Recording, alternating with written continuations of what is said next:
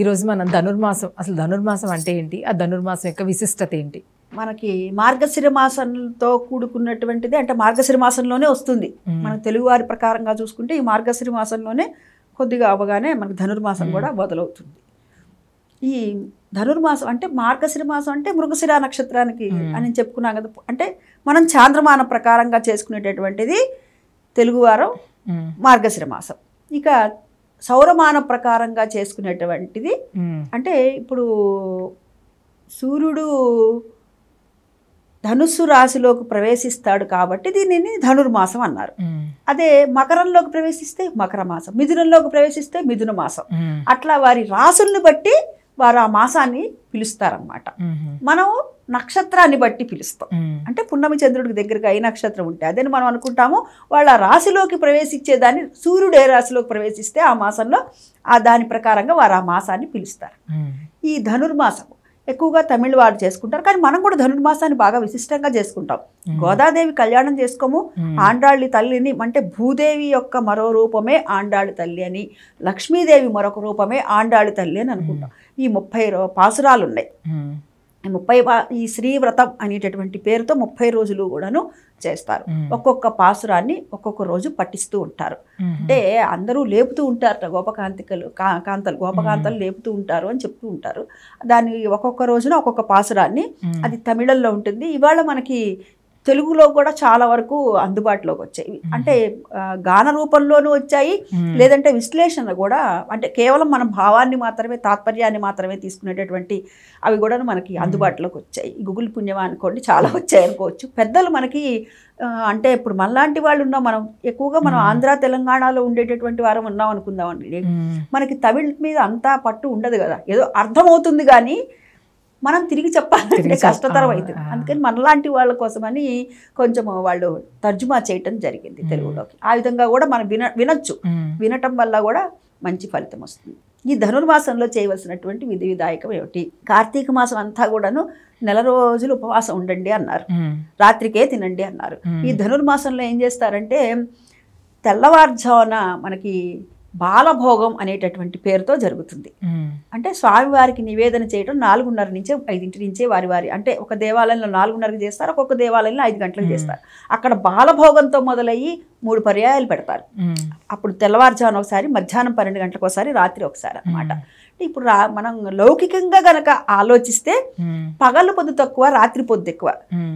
అందున ఈ చలికాలం అనేసరికి మనం ఏం చేస్తాము, రాత్రిపూట కొంచెం వేగంగా తింటాం, త్వరగా తింటాం. మళ్ళీ అరుగుతుందో లేదో, పడుకోవాలి కదా అన్న దృష్టితో కొంచెం త్వరగానే తింటాం. ఈ మధ్య టైం ఎక్కువ ఉంటుంది.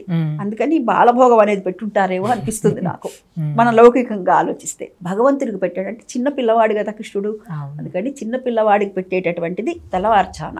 కొంచెం పెద్దవాడయ్యాడయ్యా, మధ్యాహ్నం పెడుతున్నారు, ఇంకా కొంచెం పెద్దవాడయ్యా, రాత్రిపూట కూడా పెడుతున్నాం అన్నట్టుగా భావనతో 3 పూట్ల పెట్టడం.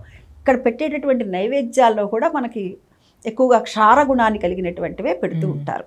క్షారగుణం అంటే మనకి తెలుసు, ఎక్కువగా ఆవాలు, ఇంగువ, ఇవి చింతపండు, అంటే ఉష్ణశక్తిని పెంచేటటువంటిది. మన శరీరంలో ఉష్ణశక్తి పెరగాలి. సి విటమిన్ కూడా, సి విటమిన్ ముందు ఉష్ణశక్తి, ఎందుకంటే బయట నుంచి ఉష్ణశక్తి తక్కువ ఉంది కదా. సి విటమిన్ ఎంత అవసరమో మనకి డి విటమిన్ కూడా అంతే అవసరం కదా. బయట ఉష్ణశక్తి తక్కువ ఉన్నప్పుడు మన శరీరంలో ఉష్ణశక్తిని పెంచేటటువంటివే ఇవన్నీ కూడాను, ఈ నైవేద్యాలు అవే మనం ప్రసాదంగా స్వీకరిస్తాం కదా. ఇక తర్వాత మనకి తిరుమలలో కూడా గమనిస్తే ఈ మాసం అంతా కూడా ప్రతిరోజు కూడా తెల్లవారుజామున ఏం జరుగుతుంది, సుప్రభాతం. ఈ సుప్రభాతం బదులుగా ఈ మాసం అంతా కూడాను తిరుప్పావై చేస్తారు. ఒక్కొక్క పాసురాన్ని వాళ్ళు పఠనం చేస్తారు. తిరుప్పావైని పాసురాలు, ఒక్కొక్క పాసురాన్ని పఠనం చేస్తారు. అదేవిధంగా దళాలతో పూజ చేస్తారు విశేషంగా ఈ మాసం అంతా కూడా. మారేడు దళాలు వెండి ఉంటాయి చూసారా, వాటితో అయినా సరే మామూలు మారేడు దళాలతో కూడా స్వామికి విశేషంగా పూజ చేస్తాం. మనం కార్తీక మాసంలో ఉన్నటువంటి శ్రవణ నక్షత్రంలో విష్ణుమూర్తి ఆరాధన, ఈశ్వర ఆరాధన చేసుకున్నాం. అదే ఈ మార్గశిర మాసం, ఈ ధనుర్మాసంలోనే, ఈ మాసంలోనే మనకి ఆరుద్రోత్సవం అనేటటువంటిది ఈశ్వరుడిని విశేషంగా మనం పూజిస్తాం. అంటే వారు అభేదం అని చెప్పి చెప్పడానికి ఆ మాసంలో చూస్తే, ఈ మాసంలో చూస్తే ఇద్దరిని కూడాను ఆరాధించడం జరుగుతుంది. ఈ ధనుర్మాసంలోనే మనకి నెల పట్టడం అంటూ ఉంటారు. నెల రోజుల పాటు దాదాపుగా మనం గమనిస్తే 15-16 తారీఖుల నుంచే మొదలవుతూ ఉంటుంది. ప్రతి సంవత్సరం కూడాను ఒకరోజు ముందు వెనకలో అట్లా మొదలవుతుంటుంది. ఈ నెల రోజులు కూడా దాదాపు ఈ ధనుర్మాసంలో ఎవరు వివాహాలు చేయరు. ధనుర్మాసం నెలపట్టే వాళ్ళకి కేవలం ఇది భగవంతుడికి అర్పితమైనటువంటిది అనేటటువంటిది. దాంతో మనం ఈ నెల రోజులు కూడా వివాహాలు శుభకార్యాలు చేయరు. అదే ఏది నెలపట్టినటువంటి ధనుర్మాసం మొదలైనటువంటి రోజుల నుంచి ఈ మార్గశిర మాసంలో మళ్ళీ వివాహాలు ఉంటాయి. ఇప్పుడు కార్తీక మాసంలో ఏ విధంగా అయితే వివాహాలు ఉన్నాయో మార్గశిర మాసంలో మన తెలుగు వారు చేసుకుంటారు. ఈ మార్గశిర మాసం ఎప్పటి వరకు ఉంది అని ఇప్పుడు ఈ పాడ్యమి మనకి సుమారుగా 13వ తారీఖు అనుకోండి, దాదాపుగా వచ్చే నెల 11-12 తారీఖుల వరకు మళ్ళీ మార్గశిర మాసం ఉంటుంది కదా.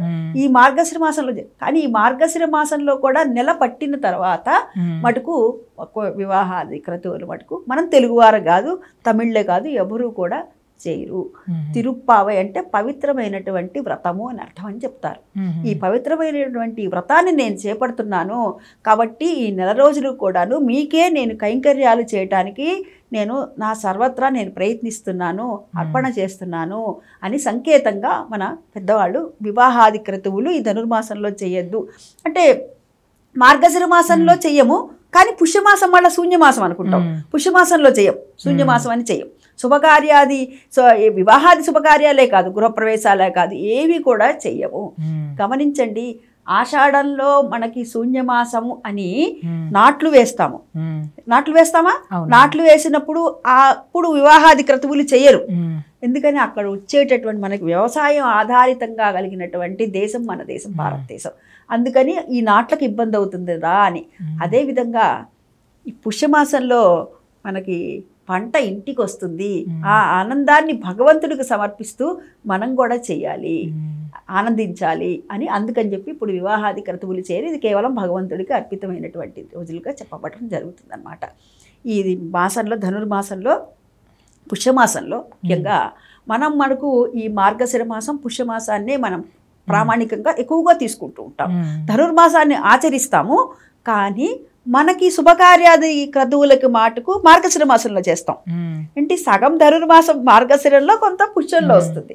కాబట్టి ఎక్కడైతే మార్గశిర మాసంలో ఉందో దాన్నంతా మనం శుభకార్యాలకు వినియోగిస్తాం. ఈ ధనుర్మాసంలోనే పుష్యమాసం వస్తుంది చూసారా, అప్పుడు మటుకు మనం చెయ్యం అన్నమాట. దీని ఆంతర్యం అది. మరి ఎవరో ఒక అమ్మాయికి వివాహం అయింది పోయిన సంవత్సరం, అల్లుడిని ఇంటికి పిలుచుకోవాలి, కొత్త పంట వచ్చింది, మరి కొత్త అల్లుడు ఉండగానే ఇంకొకళ్ళకి పెళ్లి చేస్తే ఎలా? అందుకని చెప్పి ఆ భావనతో కూడా మన పూర్వీకులు ఎంతో ఆలోచించి ఇవన్నీ పెట్టుంటారని నా భావన అండి. ఇది ధనుర్మాసం యొక్క విశిష్టత. మరి ముగ్గులు వేస్తాం కదా, ముగ్గులు ఎందుకు వేస్తున్నాము? అన్ని రోజుకి ఒక్కొక్క రకం ముగ్గులు వేస్తూ ఉంటాము. ఈ ముగ్గులు వేస్తూ ఇలా కలుపుతూ ఉంటారు. కలుపుతూ ముఖ్యంగా ఆడవాళ్ళు వేస్తుంటారు. అంటే నువ్వు కలిపేటటువంటిది నీ ఇరు వంశాల వారిని కూడా కలుపుకుపో, ఇటు అత్తింటి వారిని ఇటు పుట్టింటి వారిని ఇద్దరిని కూడా కలుపుకుపో అని సంకేతంగా ఈ ముగ్గులన్నీ కలుపుకు వేస్తూ ఉంటారు. ఒకటి.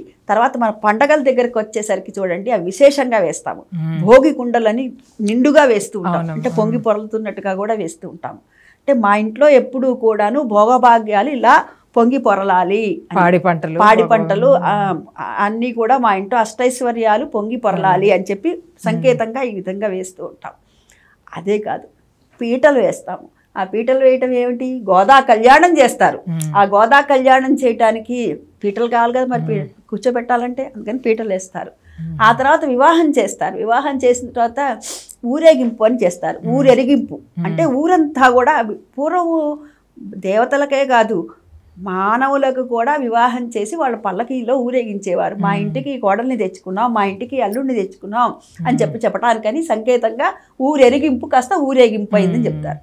ఇలా ఈ విధంగా అన్ని చోట్ల తిరుగుతూ ఉండాలంటే రథం కావాలి కదా, అందుకని రథం ముగ్గేస్తారు. ఈ రథం మీద వాళ్ళని కూర్చోపెట్టి ఊరంతా మొత్తం తిప్పుతారు. దానికి మరి కావాలిగా తాడు, అందుకని ఆ తాడు కలుపుతారు. ఈ తాడు ఎక్కడి నుంచి ఎక్కడికి? నేను లాగా మళ్ళీ మీ ఇంటి నుంచి పక్కింటి నుంచి ఇలా అని ఊరు మొత్తం అంతా ఒక్కటే తాడు అంట. ఇక్కడేంటి మేమంతా కూడా ఒక్కటే అని సంకేతంగా చెప్పటానికి. ఇవన్నీ మనం గమనిస్తే పల్లెటూరులో అద్భుతంగా ఉంటాయండి, చాలా అద్భుతంగా. సంక్రాంతి పండగ అంటే నిజంగా పల్లెల్లో అద్భుతంగా జరుగుతుంది. నేను ప్రత్యక్షంగా మా అమ్మమ్మ గారి దగ్గర చూశాను చాలా ఏళ్ళు, అందుకనే చెప్తున్నాను. చాలా అద్భుతంగా, అంటే హరిదాసులు రావటం, హరిదాసు తీసుకొని ఇలా నెత్తి మీద పెట్టుకొస్తా, అంటే ఈ భూమి భారాన్ని అంతా మోస్తున్నటువంటి హరిదాసు, ఆ హరికి దాసుడు అనమాట. అంటే ఈ హరి అంతా కూడా ఈ భూభారాన్ని మోస్తున్నాడు అని చెప్పటానికి సంకేతంగా ఇలా మనం చెప్పుకుంటూ వెళ్తే చాలా